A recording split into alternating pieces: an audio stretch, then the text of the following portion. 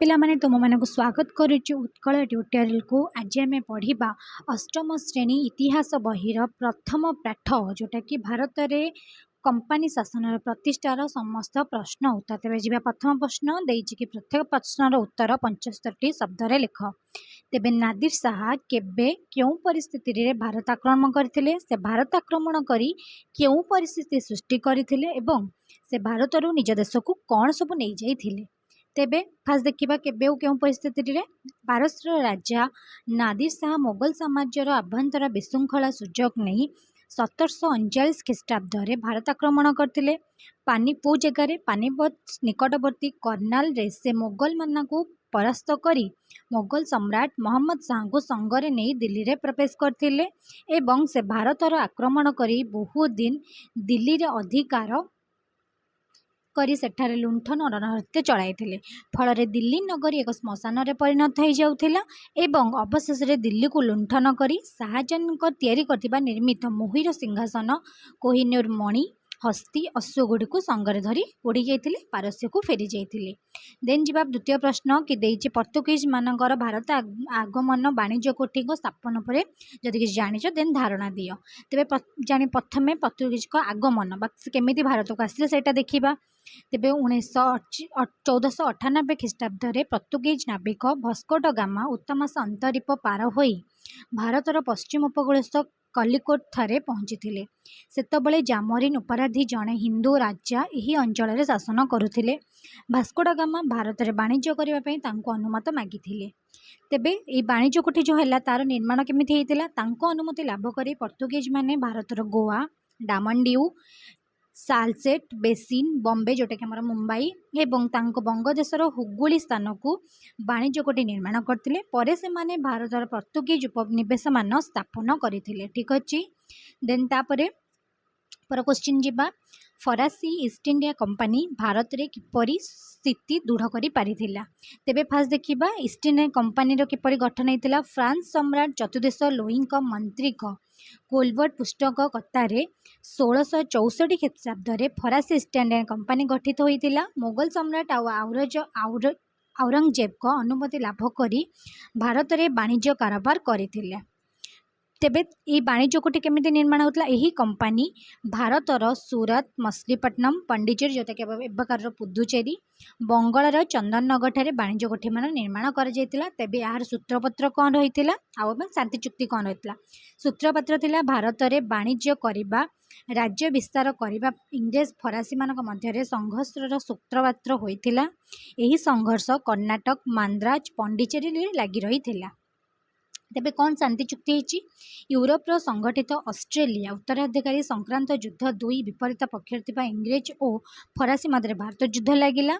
इंग्रेज माने फरासी दुर्ग पंडिचेरी आक्रमण करिबारु डिप्लिंग नेतृत्व में फरासी माने मांद्राज अधिकार कले। उभय पक्षर शांति चुक्ति स्वाक्षरित होबारु युद्ध बंद है एवं इंग्रेज माने मांद्राज फेरी जाइतिले। ठीक अच्छे। तेबे सुदृढ़ स्थिति भी से भाई तार केमती स्थिति को फेरी आसला। देन नेक्स्ट क्वेश्चन दिबा घ नंबर द्वितीय कर्णाटक समर उपर जदि किछि जानिछ देन विवरणी प्रदान कर। तले फास्ट देखिबा समय सीमा केते देइछि। समय सीमा देइछि कि हैदराबाद और कर्णाटक नवाब पद पे इंग्रेज फरासी मानक मध्य द्वितीय कर्णाटक समर 1750 रु आरंभ होइकी केबे सरीथिला 1754 ख्रीष्टाब्द संगठित होइथिला। ठीक अछि। तेबे तार समर्थन कि देथिले कर्णाटक नवम पद पे नवाब पद पाई इंग्रेज माने अनर को समर्थन करुथिबा बेले फरासी माने काहाको करथिले चंदा साहेब को। फलस्वरूप उभय मध्य युद्ध है जो थे कि अनवर उद्दीन परास्त और निहत हेले। फरासी समर्थक चंदा सब विजय होइकी कर्णाटक नवाब हेले एवं तार को कंदल भी लगी सेटा भी लिखिबो एवं शक्ति बुद्धि भी केमिति हेइतिला तापरे तांकर सेटा भी लिखा। देन इंग्रेज प्रभाव भी लिखा। पिला माने एते भी पढ़ुनी सब जाक कहीं डिटेल्स पढ़िले वीडियोटी बहुत लॉन्ग हो तेबे मो भी टिके पॉज करिके लिखि दियो। ठीक अच्छे। लिखि सारा पिला माने देन जिबा 1 नंबर क्वेश्चन मीरासिम किपरि बंगर नवाब हेले क्यों कारण जो इंग्रेज माने तांकु नवाब पदर अपसारण करने को चाहिए। ଅର୍ଥଲୋଭରୁ ସେଇ ଅର୍ଥଲୋଭଟା କ'ଣ ଥିଲା? ଇଂରେଜ କର୍ମଚାରୀ ଅଧିକ ବିଶୃଙ୍ଖଳିତ ହୋଇ ଅଧିକ ଅର୍ଥ ଲୋଭରେ ମିର୍ଜାଫରଙ୍କ ସିଂହାସନରୁ ବିତାଡ଼ିତ କରି ଜାମାତା ମୀର କାସିମଙ୍କୁ ସିଂହାସନରେ ବସାଇଥିଲେ। ଫଳରେ ମୀର କାସିମ ଯିଏକି ବଙ୍ଗର ନବାବ ହେଇଥିଲେ, ମୀର କାସିମ ନବାବ ହେବା ପରେ ଇଂରେଜକୁ ଦୂରରେ ରହି ସ୍ୱାଧୀନ ଭାବରେ ଶାସନ କରିବା ପାଇଁ ନିଜ ରାଜଧାନୀ ମୁର୍ସିଦାବାଦ ମୁଙ୍ଗେରକୁ ଉଠାଇ ନେଇଥିଲେ। ସେ ଶାସନ କ୍ଷେତ୍ରରେ କେତେ କର୍ମଚାରୀମାନଙ୍କୁ ଅପସାରଣ କରିଥିଲେ। କ'ଣ କରିଥିଲେ? ଅପସାରଣ କରିଥିଲେ। ପୂର୍ବରୁ କମ୍ପାନୀର ବଣିଜମାନଙ୍କ ଉପରୁ ବାଣିଜ୍ୟ କର ଛାଡ଼ କରିଦେଇଥିଲେ ଏବଂ ମୀର କାସିମ ଭାରତୀୟ ବଣିଜମାନଙ୍କ ଉପରୁ ବାଣିଜ୍ୟ କର ଛାଡ଼ କରିଦେଇଥିଲେ। ଫଳରେ ଇଂରେଜମାନେ ବାଣିଜ୍ୟ କରିବାରେ ବାଧା ସୃଷ୍ଟି ହେଲା। ତେଣୁ ଇଂରେଜମାନେ ଯେଉଁଟା ତାଙ୍କ ଜାମାତା ମୀର କାସିମଙ୍କୁ ନବାବ ପଦରୁ ଅପସାରଣ କରିବାକୁ ଚାହିଁଥିଲେ। ଠିକ୍ ଅଛି। ଦେନ୍ 6 ନମ୍ବର କ୍ୱେଶ୍ଚିନ୍ ଯିବା। ସାମନ୍ତ ସନ୍ଧି କିଏ ଓ କେଉଁ ଉଦ୍ଦେଶ୍ୟରେ ପ୍ରଣୟନ କରିଥିଲେ ଏବଂ ଏହାର ସର୍ତ୍ତଗୁଡ଼ିକ କ'ଣ ଥିଲା? କେଉଁମାନେ ଏହି ସନ୍ଧି ଗ୍ରହଣ କରିଥିଲେ? ଭାରତୀୟ ରାଜ୍ୟଗୁଡ଼ିକ ଉପରେ ଇଂରେଜମାନଙ୍କ ପ୍ରଭାବ ବିସ୍ତାର କରିବା ପାଇଁ ଗଭର୍ଣ୍ଣର ଲର୍ଡ଼ ୱେସଲି ସାମନ୍ତ ସନ୍ଧି ତଥା ପ୍ରଣୟନ କରିଥିଲେ ଏବଂ ଏହାର ସର୍ତ୍ତଗୁଡ଼ିକ ଯଥାକ୍ରମେ ଯେଉଁ ଦେଶୀୟ ରାଜ୍ୟଗୁଡ଼ିକ ରାଜା ଏହି ସନ୍ଧି ଗ୍ରହଣ କରିବେ ସେମାନେ ଇଂରେଜଙ୍କ ମିତ୍ର ହୋଇ ଅଧୀନତା ସ୍ୱାକ୍ଷର କରିବେ। ଦ୍ୱିତୀୟ ପଏଣ୍ଟ ୱାଇଜ୍ କରି ଲେଖିବ। ଏଇଠି ଲେଖିଛି ସେମିତି ନହେଲେ ପଏଣ୍ଟ ୱାଇଜ୍ I ପଏଣ୍ଟ କରି ଲେଖିବ, ଦେନ୍ ଭଲ ମାର୍କ ମିଳିବ।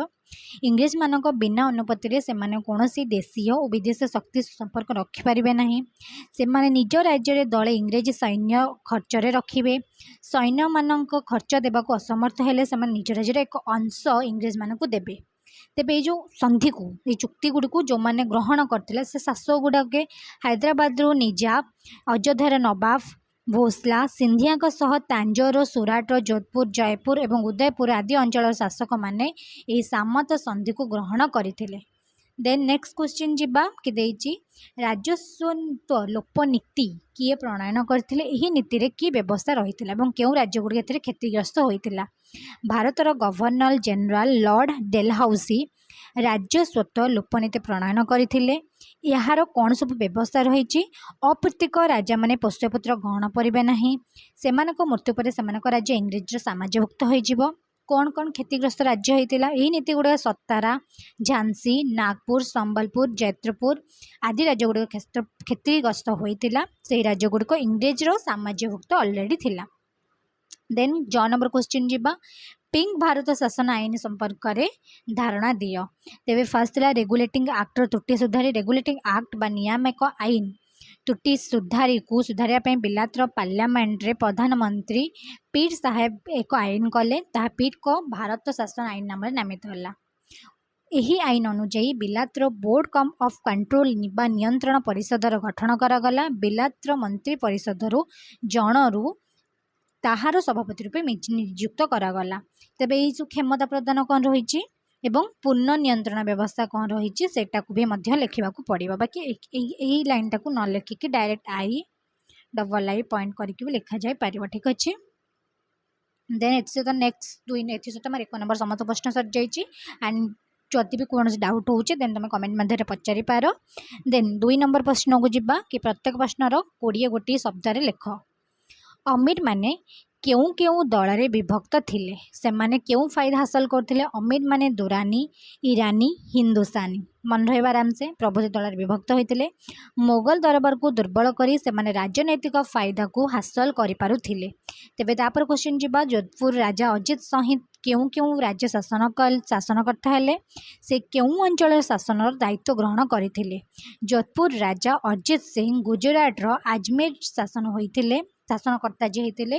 ସେ ମଧ୍ୟ ଆଗ୍ରାର ଶାସନ ଦାୟିତ୍ୱ ଗ୍ରହଣ କରିଥିଲେ।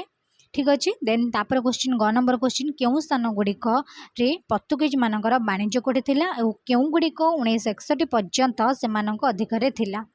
ଭାରତର ଗୋଆ, ଡାମନଡିଉ, ସାଲସେଟ, ବେସିନ୍, ବମ୍ବେ, ବଙ୍ଗଦେଶର ହୁଗୁଳି ପ୍ରଭୃତି ସ୍ଥାନରେ ପର୍ତ୍ତୁଗୀଜମାନଙ୍କର ବାଣିଜ୍ୟ କୋଠି ଥିଲା। 1961 ମସିହାରେ ଗୋଆ, ଡାମନଡିଉ ସେମାନଙ୍କର ଅଲରେଡିରେ ଅଧିକାରରେ ଆସିଯାଇଥିଲା। ଠିକ୍ ଅଛି। ତାପରେ କ୍ୱେଶ୍ଚିନ୍ ଯିବା। ଇଂରେଜ ଓ ଫରାସୀମାନେ କେଉଁ ସ୍ଥାନରେ ବାଣିଜ୍ୟ ଦୁର୍ଗ ନିର୍ମାଣ କରିଥିଲେ? ଇଂରେଜ ନିର୍ମାଣ କରିଥିବା ବାଣିଜ୍ୟ କୋଠି ମଧ୍ୟରେ ମଛଲିପଟ୍ଟନମ, ମହାନଦୀ ମୁହାଣସ୍ଥ ହରିପୁର, ବାଲେଶ୍ୱର, ହୁଗୁଳି ପାଟଣା, କାଶୀବମ୍ବାର ଉଲ୍ଲେଖଯୋଗ୍ୟ ଥିଲା। ମାନ୍ଦ୍ରାସ ଯେଉଁଟାକି ଚେନ୍ନାଇ, ବମ୍ବେ ଯେଉଁଟାକି ଆମର ମୁମ୍ବାଇ, କଲକତ୍ତା ଯେଉଁଟାକି କୋଲକାତା ବା କାଲକାଟା କହୁଛେ ସେମାନଙ୍କର ପ୍ରଧାନ ବାଣିଜ୍ୟ କେନ୍ଦ୍ର ଥିଲା।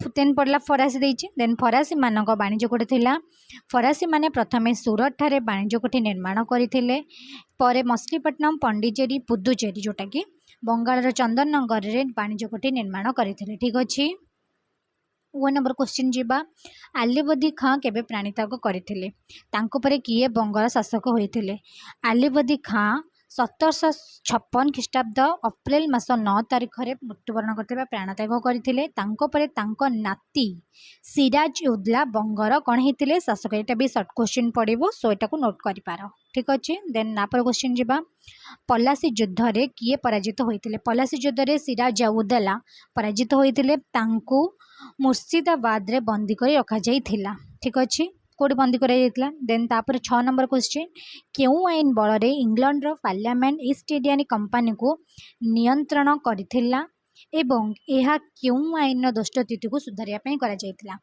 पीट को भारत शासन आईन बल रे इंग्लैंड रो पार्लियामेंट ईस्ट इंडिया कंपनी को नियंत्रण करि परथिला एवं यह रेगुलेटिंग एक्ट बा नियामक आईन दोष त्रुटि को सुधारिया पई करा जाइथिला you all are know regulating act कोन ठीक अच्छे देन ज नंबर क्वेश्चन कि टिप्पू सुल्तान क्यों युद्ध रे निहत होइथिले तांको परे मैसूर राज्य रे परिणति कौन होइथिला टिप्पू सुल्तान 1799 ख्रीष्टाब्द रे संगठित चतुर्थ महासय युद्ध रे निहत होइथिले निहत तो मृत्युवरण करथिले तांको परे मैसूर राज्य तीन भाग रे विभक्त होइतला कोन कोन राज्यर पश्चिम दक्षिण जिला गुडी को इंग्रेज मानक अधीन रे हितला और जो उत्तर पूर्व थिला केतक निजाम का राज्य रे मिसिला आ उत्तर पश्चिम जोटा थिला सेतुर मराठा माने किछि नै जाइथिले ठीक अछि ए बराबर विभक्त होइतला तापरे शून्य स्थान पूरण 3 नंबर निजाम उल मुल्क डैश रो गवर्नर रूप नियुक्त पाइथिले कोबटर दाक्षिणात्यर ठीक अच्छे आंसर डेट देइछि मयूर सिंहासन कि निर्माण करथिले पढ़िले परे शाहजहां निर्माण करथिले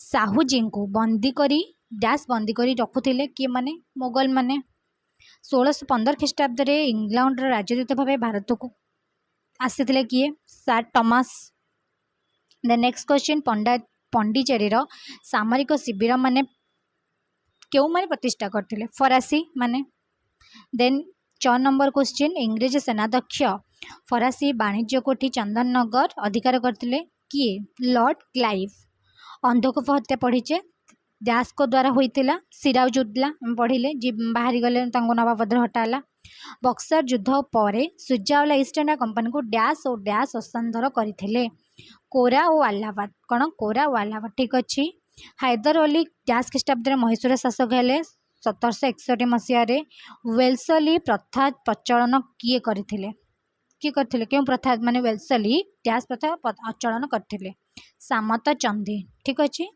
तापर क्वेश्चन देछि रेखांकित शब्द गुडी को परिवर्तन न करी भ्रम को संशोधन करिबा ठीक अच्छे माने रेखांकित शब्द को चेंज न करिकी आमे जदि आउ कोट बोले सेटा देखिबा तेबे टिप्पू सुल्तान कलसेल पेन को परास्त करी सेरिंगा फर्नम अधिकार करथिले तेला आंसर कोन हबार ठीक आंसर टिप्पू सुल्तान कर्नेल बेन को परास्त करी एठी हमर अछि बही रे क्वेश्चन देखिबा एठी देथिबो गार बाकी एटा कोट करते सेरिपंग न करी एक्ट अधिकार करथिले ठीक अछि देन 6 नंबर क्वेश्चन नियामक आईन भारतर पार्लियामेंट रे गृहीत होइथिला तेबे बही जोटा देथिबा हमर एटा एठी गार एपटा अलगा गुडी गार देथिबा सेटा भारत न चाहि कि ब्रिटिश रा पार्लियामेंट रे गृहीत होइथिला ठीक अछि तापर क्वेश्चन जीवा नादिर शाह को मुगल सेना लाहौर ठारे प्रतिरोध करथिले एक्चुअली कोठी करथिले कर्नाल ठारे पढ़ीचे देन तापरे फोर्ट सेंट जॉर्ज कलिकतार अवस्था एक्चुअली कोठी फोर्ट सेंट जॉर्ज अवध चेन्नई जोटा कि मांद्राज आमे कहि परिबा वजीर पदवी मुगल शासन काल रे राजस्व आदायकारी को बुझाउतला एक्चुअली का बुझाउतला राजस्व नुआ प्रधानमंत्री का पद को बुझाउतला ठीक अछि जो 5 नंबर इस 4 नंबर क्वेश्चन अछि 5 नंबर देछि क स्तंभ ख स्तंभर मिलन करबा बा आमे जोड़ा जोड़ी करबा तेरे फर्स्ट क्वेश्चन देछि भारत रे कंपनी शासन रा प्रतिष्ठा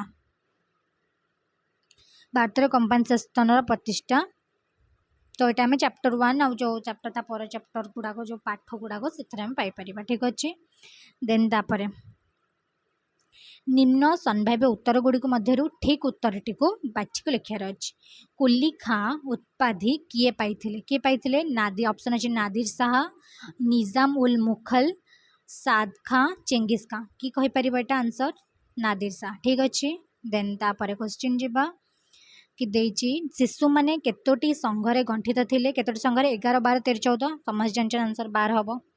प्रथम कर्नाटक समय समय सीमा केबे थिला 1740 1748 ना 1750 रु 1760 1758 1760 ना 1757 1760 केबे आंसर की कहि परिबो 1740 रु 1748।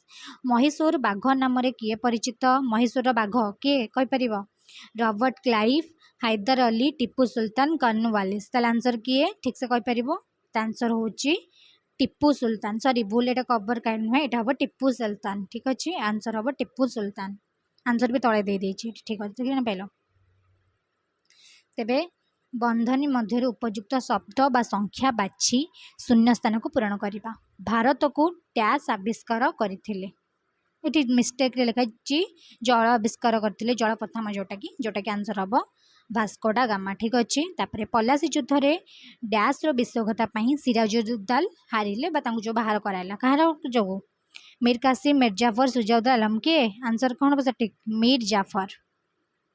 देन नेक्स्ट क्वेश्चन जी टीपू सुल्तान डैश मसीह युद्ध रे निहत होइथिले को मसीह कि कहि परिबा 1790 1761 1799 1800 आंसर के 1799 आंसर भी लिखाई इथि सहित आमर 8th क्लास रो अष्टम श्रेणीर इतिहासर प्रथम अध्याय जोटा कि भारत में कंपानी शासन प्रतिष्ठार समस्त प्रश्न उत्तर ये सरी जाइए तेबे से